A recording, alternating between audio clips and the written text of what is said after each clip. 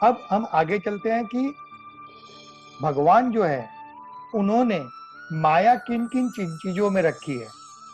तो शास्त्रों में ऐसा बताया गया है कि भगवान ने माया 6 चीजों में रखी है। वैसे तो उनकी माया, पूरा संसार ही उनकी माया है, तो ये ब्रह्मांड, ये सृष्टि सभी कुछ उनकी माया में आ जाता है। पर मनुष्य को जो ज्यादा प्रभावित करती है, जिसकी वजह से वो अपने लक्ष्य से हट जाता है, वो जो मुख्य 6 चीजें हैं वो यहाँ पे बताई गई है। तो सबसे पहली चीज जो है वो क्या है कि अन्न, खाना। हम जो रोज खाना खाते हैं, तो खाने का अर्थ ये है कि खाना जो है वो हमें किस लिए खाना चाहिए। जैसे कहते हैं ना कि कुछ लोग होते हैं वो खाने के लिए जीते हैं, और कुछ लोग होते हैं जो ये कहते हैं कि नहीं, खाना हमारे जीवन की आवश्यकता है, जितनी जरूरत हो हम उतना ही खाएंगे। तो यहाँ पे यही बताया गया है कि ये एक मोह का कारण है कि जो खाना है उसके प्रति हमारी आसक्ति हो जाती है और हम अनाप शनाप कुछ भी खाते हैं। पर शास्त्रों में लिखा गया है कि हमें क्या खाना चाहिए? सात्विक खाना। सात्विक का मतलब होता है शुद्ध, पवित्र खाना। और हम जो आजकल बर्गर, पिज्जा, ये सब जो हम खाते हैं, वो हमारे शरीर में कोई तत्व नहीं देता है, हमारे शरीर को कोई पोषण नहीं देता है। सिर्फ जाकर के उसकी चर्बी बनती है, और फिर वो चर्बी घटाने के लिए या तो हम एक्सरसाइज करते हैं, और या तो उस चर्बी की वजह से, जो जैसे कि कहा गया है कि पेट जो है हमारा, वही सभी रोगों का कारण है। तो ये जो चर्बी बनेगी वो या तो हमें रोग देगा, तो रोग देगा तो फिर हम जो पैसे हैं वो फिर जाके डॉक्टर के पास देंगे और उसको ठीक करने की कोशिश करेंगे। तो इसलिए पहला जो कारण है वो है हमारा अन्न, कि हम जितना शुद्ध रखेंगे हमारे अन्न को, जितना सात्विक रखेंगे, उतनी हमारी चित्त भी शुद्ध रहेगा। क्योंकि तामसिक खाना खाने से चित्त का पर भी उसका प्रभाव पड़ता है, हमारे दिमाग पर उसका प्रभाव पड़ता है। फिर दूसरी बात आती है द्रव्य। अब द्रव्य का मतलब होता है क्या? धन। तो धन कितनी जरूरत है, तो उसमें भी वही नियम लागू होता है कि धन हमें उतना ही संचित करना चाहिए या उतना ही जमा करना चाहिए जितनी की हमें आवश्यकता है। क्योंकि आप वैसे भी समझो, अगर आपने करोड़ों रुपए जमा कर लिए हैं, तो आप वो करोड़ों रुपए खर्च तो नहीं कर रहे हो, वो रहेंगे किधर? या आपके घर में तिजोरी में पड़े रहेंगे, सोने के रूप में या कैश के रूप में, या आप उसको बैंक में रखोगे।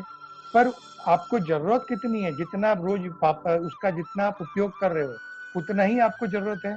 तो इसमें भी मनुष्य को मोह लग जाता है कि मेरे पास अगर लाख रुपए हैं तो मैं इसको 10 लाख कैसे करूं, 10 लाख है तो 10 करोड़ कैसे करूं, और फिर वो चलते ही रहता है, इसका कोई अंत नहीं है। और इसी मोह माया में, या जिसको हम लालच भी कहते हैं, इसी लालच में आप, मनुष्य जो होता है उसके बाद चाहे बहुत सारा धन है, लेकिन वो अपने लोगों को नहीं देगा, जो उनके लिए काम कर रहे हैं या जो उसकी सेवा कर रहे हैं, उनके यहाँ पे नौकरी कर रहे हैं, या तो किसी धर्मशाला में जो दान पुण्य करने का जो योग होता है, वो सब का सब उस लालच की वजह से वो नहीं कर पाता है, और वो सिर्फ धन संचित करने में ही उसके जीवन व्यतीत हो जाता है। और कितने लोग तो वैसे ऐसे भी हैं कि जो सिर्फ संचित ही करते रहते हैं, वो अपने लिए भी उपयोग नहीं कर पाते हैं। तो दूसरा कारण है द्रव्य यानी धन। तीसरा है कपड़े। अब कपड़े का मतलब क्या होता है? हमारे शरीर को ढकने के लिए, और जो ऋतुएं हैं उस ऋतुओं से हमें बचाने के लिए जो जरूरत है, उतने ही कपड़ों की आवश्यकता है। पर आपने देखा होगा कि आजकल जो हम सभी लोग जरूरत से ज्यादा इतने सारे कपड़े हम जमा करते हैं, इतनी तरह की फैशनों के करते हैं, और नहीं करना चाहिए ऐसा नहीं है, पर जितनी जरूरत हो उतने ही वस्त्र आप रखिए, जिससे कि आपका मन उसमें आसक्ति में नहीं आएगा, उसके प्रति आपका मोह नहीं बढ़ेगा। फिर तीसरी चौथी चीज बताई गई है स्त्री। अब यहाँ पे स्त्री को गलत नहीं बताया गया है, आप ये जरा ध्यान से सुनना कि स्त्री जो है, अभी हमारे शास्त्रों में स्त्री को सबसे उच्च स्थान दिया गया है। जैसे माता जी हैं तो देवियां हैं, ये सभी स्त्री हैं। तो स्त्री जो है वो पुरुष का आधा अंग मानी गई है, कि उसके बिना पुरुष संपूर्ण हो ही नहीं सकता है। पर यहाँ पे माया क्यों कही गई है कि जो पुरुष होते हैं उनकी जो दृष्टि होती है उसकी निंदा की गई है कि जो स्त्री को भोग विलास का साधन समझते हैं, या कितने लोग ऐसे होते हैं जिनका चरित्र ही खराब होता है और वो स्त्री को देखते ही उनके दिमाग में गलत बातें, वृत्तियां गलत आती हैं, तो उस वृत्ति को या उस सोच को यहाँ पे गलत कहा गया है कि उसमें भी, इसीलिए भगवान ने कहा है कि भगवान ने स्त्री के अंदर माया रखी है कि अगर अच्छी तरह देखा जाए तो स्त्री का रूप होता है, माता होती है, बहन होती है, हमारी पत्नी होती है, और भी ममता का स्वरूप मानी गई है या दया की देवी मानी गई है, तो ये सारी भी स्त्रियां ही हैं। पर उसके प्रति जो पुरुषों का गलत भावना है, जो गलत विचार है, उसकी निंदा करते हुए यहाँ पे क्योंकि हमारे हर जगह पे मन को जो कंट्रोल करने को कहा गया है, वो इसीलिए कहा गया है कि मन में खराब विचार जल्दी आते हैं, अच्छे विचार कम आते हैं।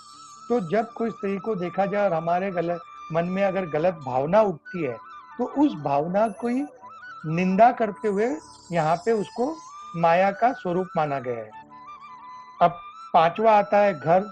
अब घर का मतलब होता है एक छत्र, कि मनुष्य को 3 आवश्यक चीजें हैं कि एक कपड़ा, एक खाना और एक शेल्टर यानी कि घर, कि एक छत्र जिसमें उसको ठंडी गर्मी ऋतुओं से बचाया जा सके, बारिश से बचाया जा सके।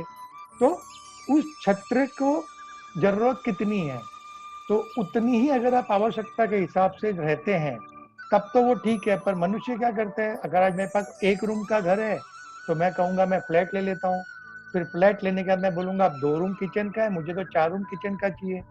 फिर 4 BHK लेने के बाद भी उसका मन नहीं भरता है, फिर वो सोचता है मैं डुप्लेक्स ले लूँ, फिर डुप्लेक्स लेने के बाद वो सोचता है अब मैं अपना खुद का ही बंगला बना लूँ। तो ये जो माया है, ये जो मोह है उसका, वो बढ़ते ही रहता है। इसीलिए घर को भी एक माया का स्वरूप माना गया है। और सबसे आखिरी में पुस्तकें।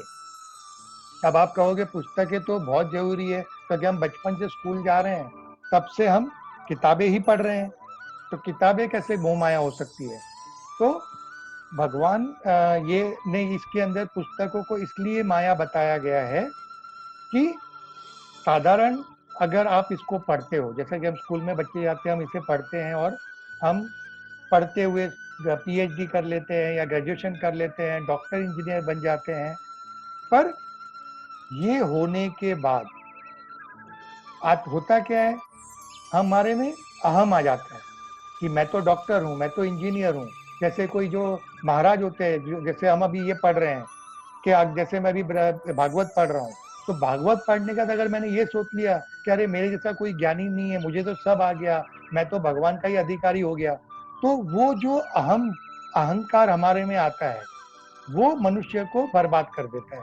क्योंकि अहंकार जो है वो सीधा सीधा रास्ता नष्ट करने, अपने आप को नष्ट करना है, तो अहंकार अपने आप में ला दो, अपने आप आपकी जो जिसको बोलते हैं ना कि गिरना, वो आपकी खराब समय शुरू हो जाएगा। तो इसीलिए पुस्तकें भी ज्यादा नहीं पढ़नी चाहिए। यहाँ तक कि अगर जैसे मैं आपको थोड़ी सी भागवत के बाहर की बात बता रहा हूँ कि जो ओशो हैं वो भी बहुत बड़े फिलोसोफर है, चाहे उनकी बहुत सारी अलग अलग मान्यताएं हैं दुनिया में, पर उनके जैसा फिलोसोफर आज दुनिया में पैदा नहीं हुआ है। तो वो भी ये कहते हैं कि ज्यादा पुस्तकें मत पढ़ो, क्योंकि ज्यादा पुस्तकें पढ़ने से आप में ज्यादा ज्ञान आएगा। ज्यादा ज्ञान आने से 2 चीजें होगी, एक तो अहंकार तो आएगा ही आएगा, दूसरा आप उसके, क्योंकि पुस्तकें लिखी किसने है, ज्यादातर सारी पुस्तकें लोगों ने लिखी है। भागवत की भी टीकाएं लिखी गई है, सारे उपनिषदों पे, हर टॉपिक पे लोगों ने पुस्तकें लिखी है। पर उन्होंने लिखा कैसे है, अपने ज्ञान के धोरण पर। यानी मेरे पास जितना ज्ञान है उसी को मैं किताब में लिख पाऊंगा, उसके ऊपर तो मैं नहीं लिख सकता हूँ। पर मेरा ज्ञान संपूर्ण है कि नहीं है, ये तय कौन करेगा। तो इसीलिए उन्होंने कहा है कि आप जो बेस होता है, जैसे हमें इसमें बताया गया कि आप भक्ति करो, नाम स्मरण करो, भगवान के प्रति अपनी आसक्ति बढ़ाओ, और इससे आपके सारे जो पाप है वो नष्ट हो जाएंगे और आप सही रास्ते पे आ जाओगे। तो ये उसका बेस हो गया, उसका मर्म हो गया। तो आप जो है उसके मर्म को समझने की कोशिश कीजिए, और ज्यादा ज्ञान आप अगर जमा करेंगे तो आप उसी में कंफ्यूज भी हो जाएंगे, शायद रास्ता भी भटक जाएंगे, और अहम आ गया तब तो फिर विनाश निश्चित है। तो इस तरह से ये 6 चीजें बताई गई है जिसमें भगवान ने माया रखी है, और ये 6 की 6 चीजें हमारे लिए अति आवश्यक है, तो आप इसका त्याग तो कर नहीं सकते हो। तो इसीलिए सद्बुद्धि से, यानी अपने विनय और विवेक का इस्तेमाल करते हुए इन सभी चीजों का व्यवस्थित और सप्रमाण, जितनी जरूरत है उस तरह से इसका उपयोग कीजिए, तो आपके जीवन में सुख ही सुख होगा और ये चीजें आपको फायदेमंद होगी। अगर इसका आपने अतिरेक कर दिया तो ये आपके लिए बहुत ही ज्यादा विनाशकारी भी हो सकती है।